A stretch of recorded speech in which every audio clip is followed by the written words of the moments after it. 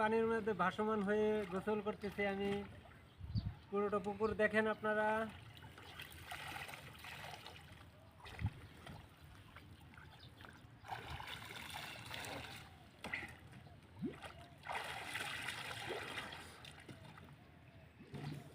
কত সুন্দর দেখছেন, আমি এইভাবে গোসল করি, প্রতিদিন এভাবে গোসল করি।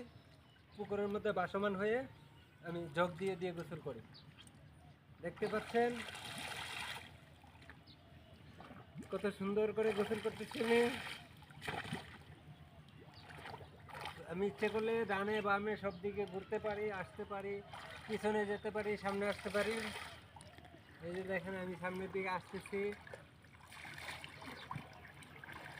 এই যে আমি সামনের দিকে আসতেছি, এই কত সুন্দর করে সামনে আসতেছি, আবার পিছনে যাচ্ছি।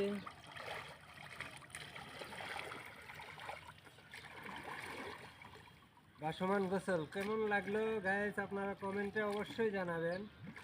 এই যে দেখুন কীভাবে গোসল করি।